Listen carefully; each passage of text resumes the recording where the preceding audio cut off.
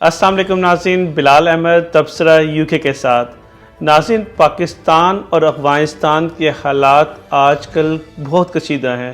اور آج دسمبر کی 30 تاریخ ہے اور پاکستان اور افغانستان کے حالات بتدریج بہت زیادہ خراب ہوتے ہوئے نظر آ رہے ہیں، اور اس کے پیچھے جو ہے ایک ریسنٹ ہسٹری ہے جس میں پاکستان نے افغانستان کے اندر ایک ایئر اسٹرائک کی، جس میں پاکستان کہتا ہے کہ وہاں پر جو ہے دہشت گردوں کو نشانہ بنایا گیا۔ اب اس ایئر اسٹرائک کے بعد جس میں کئی ہلاکتیں ہوئیں اور افغان طالبان گورنمنٹ کے مطابق وہاں پر بچے اور عورتیں بھی اس میں ہلاک ہوئیں، جبکہ پاکستان کا کہنا ہے کہ انہوں نے دہشت گردوں کے ٹھکانوں پر جو ہے ان کا اہداف تھا اور وہ اہداف انہوں نے سکسیسفلی کمپلیٹ کیا۔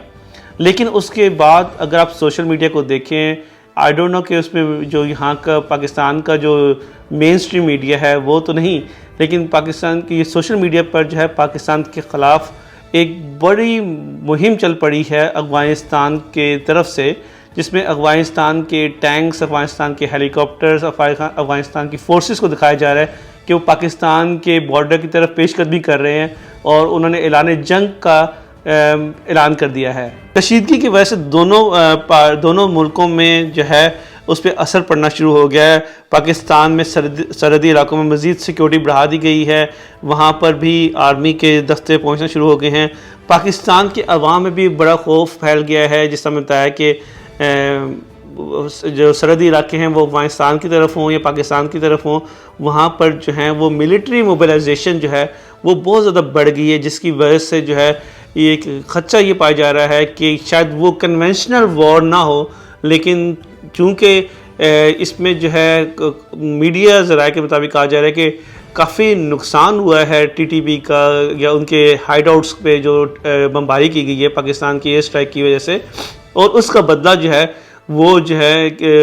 کسی بھی طریقے سے لے سکتے ہیں۔ اور جہاں تک ہمیں پتہ ہے کہ TTP جو ہے بڑی اسٹرانگ ہے اپنے جو ہے سوسائڈل اٹیکس میں، تو اور ہم بلوچستان میں انریسٹ دیکھ رہے ہیں، پارا چنار میں انریسٹ دیکھ رہے ہیں، تو یہ بھی لنک کیا جا رہا ہے کہ آگے جو ہے پاکستان میں آنے والے دنوں میں افغانستان جو ہے وہ اس طرح کی کاروائیاں کر سکتا ہے، جس سے پاکستان کے اندر جو ہے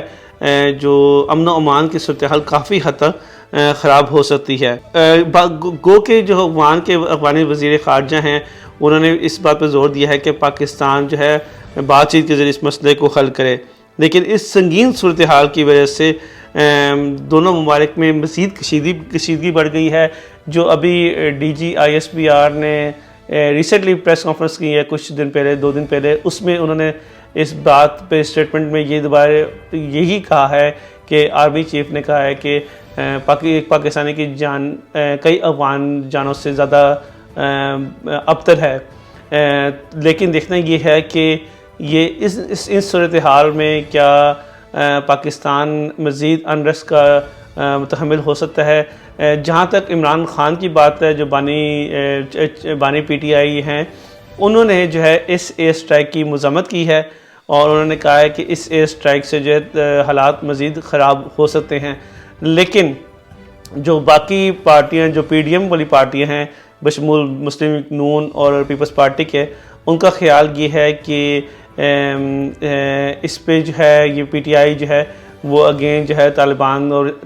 مطلب ٹیررزم اور ٹیررسٹ کے ساتھ مل گئی ہے اور اینٹی اسٹیبلشمنٹ جو ہے وہ دوبارہ لے رہی ہے۔ یہاں میں بتا دوں کہ جو اس اسٹرائک ہوئی ہے اس کے بعد بھی میں نے پاکستانی میڈیا چینلز میں یا پاکستانی پولیٹیشین جو حکومت میں ہیں ان کی طرف سے کوئی بہت زیادہ اس پہ بات کرتے نہیں دیکھا کہ انہوں نے اس ایئر اسٹرائک پہ یا